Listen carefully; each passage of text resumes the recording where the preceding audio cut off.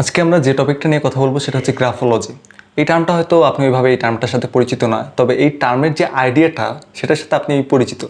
এই টার্মের আইডিয়া হচ্ছে যে লেখা থেকে একটা মানুষের বিভিন্ন চারিত্রিক গুণাবলী বা দোষ ত্রুটি বোঝা।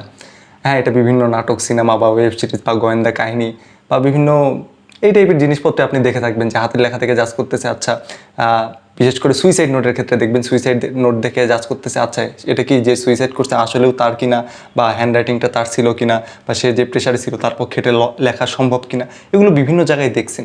তো এই যে এই টাইপের জিনিস যে আপনি আপনার হাতের লেখা বা কারো হাতের লেখা দেখে তার সম্বন্ধে বলা, তার সম্বন্ধে বিভিন্ন কিছু বলা যে সে কেমন হতে পারে, বিভিন্ন ইন্ডিকেটরে, যেমন তার চরিত্র কেমন হতে পারে, সে ফিজিক্যালি কতটা অ্যাক্টিভ, সে মাঠে খেলাধুলায় কেমনে পারফর্ম করতেছে, মানে এগুলো বিভিন্ন টার্ম আর কি। এগুলো এগুলো আসলে জাজ করা যায় যে একটা মানুষের হাতের লেখা দেখে। তো এটা নিয়ে আজকে আলোচনা করব, আর এই টার্মটার নামই হচ্ছে, এসব নিয়ে আলোচনার টার্মটার নামই হচ্ছে গ্রাফোলজি। গ্রাফোলজির আইডিয়াটা মোটামুটি কয়েক হাজার বছর আগে থেকেই ছিল। কয়েক হাজার বলতে খ্রিস্টপূর্ব, মানে খ্রিস্টের জন্মের পূর্বে থেকেই ছিল। তবে এটার চর্চা ছিল না, মানে তখন অনেকে বিলিভ করতো যে না, একটা মানুষ কীরকম তাই সেটা তার হাতের লেখা দেখে বোঝা যায়। হাতের লেখা বলতে আমরা কিন্তু তার কন্টেন্ট বোঝাচ্ছি না, যে সে কী লিখছে সেটা না, তার লেখা কীরকম, তার অক্ষরগুলোর শেপগুলো কীরকম, সে যখন একটা বাক্য লেখে তার মধ্যে স্পেস কীরকম থাকে, সে যখন যদি ইংরেজি লেটারের কথা বলি যে ABC লিখতেছি, এর প্যাচটা কীরকম দিচ্ছে, এর মাঝখানের গোলটা কত বড় হচ্ছে, একটা ওয়ার্ড লেখার পর কতটা স্পেস দিচ্ছে, তারপর মার্জিন কতখানি দিচ্ছে, তার বেস লাইন কতটুকু থাকতেছে, কতটুকু রাস্তে ফাঁকা রাখতেছে, এইসব বিভিন্ন ব্যাপার স্যাপার, এগুলো নিয়ে আইডিয়া তখন ছিল না। কিন্তু তখন মানুষ বিলিভ করতো যে না, এটা দুটোর সাথে সম্পর্ক আছে। তো এটা মোটামুটি দেখা যায় যে এই 1600 সালের দিকে এসে, অর্থাৎ 1700 শতকে এই টাইমে আসে এটা অফিসিয়ালি, অর্থাৎ একাডেমিক্যালি আলোচনা শুরু হয়, বা অফিসিয়ালি অনেকে এটা নিয়ে প্র্যাকটিস শুরু করে। বিভিন্ন জায়গায় এটা তখন বিস্তৃতি লাভ করা শুরু করে, বিভিন্ন ইউনিভার্সিটিতেও সেই সময় থেকে পড়ানো হয়ে থাকে। তো এটার যে কনসেপ্টটা, সেটা মানে এটা যেভাবে গ্রো করলো, যে আমি বিভিন্ন মানুষের থেকে বিভিন্ন লেখার কালেকশন নিতে থাকলাম, বিভিন্ন স্যাম্পল নিতে থাকলাম। তো স্যাম্পল নিয়ে আমি দেখলাম যে একটা মানুষকে আমি তার সম্বন্ধে বিভিন্ন কিছু জিজ্ঞাসা করলাম, যে সে কেমন, তার সম্বন্ধে জানলাম। তো এরকম করে এই টাইপের আর কোন কোন মানুষ আছে সেই লেখাগুলো আমি এক জায়গায় করলাম, করে দেখা যায় যে তাদের লেখার এক প্যাটার্নগুলো সেম থাকে।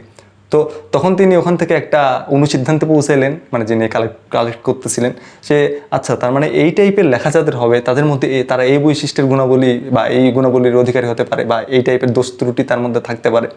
তো এটা কিন্তু আসলে সায়েন্টিফিক্যালি প্রুভড কিছু না, এটার ওরকম প্রুফ না, এটা সুডো সায়েন্স বলতে পারেন, যে আমি প্র্যাকটিসের মাধ্যমে, চর্চার মাধ্যমে এটা করতে পারতেছি। তাহলে এটাও কোশ্চেন করতে পারেন যে আমার হাতের লেখার সাথে আমার যে গুণাবলী, আমার চারিত্রিক ব্যাপার স্যাপার, বা আমি কেমন, এটা সম্পর্ক কী? এটার ক্ষেত্রে তাদের অ্যান্সার হচ্ছে যে আমি যখন লিখি, আমার এই লেখাটাতে প্রভাব তো থাকে আমার ব্রেনের, যে ইভেন আমি লেখার সময় আমি লেখাতে কতটা প্রেশার দিচ্ছি, সেটা সেকেন্ড পেজ দেখলেও অনেকে বোঝা যায় যে সে কতটা প্রেশার দিচ্ছে। এগুলোতেও বোঝা যায় যে আমার ব্রেন আসলে আমি কীরকম, সেটা আমি ওই আমার সাবকনসিয়াস মাইন্ডে এটার একটা প্রভাব আমার লেখার উপর থাকে।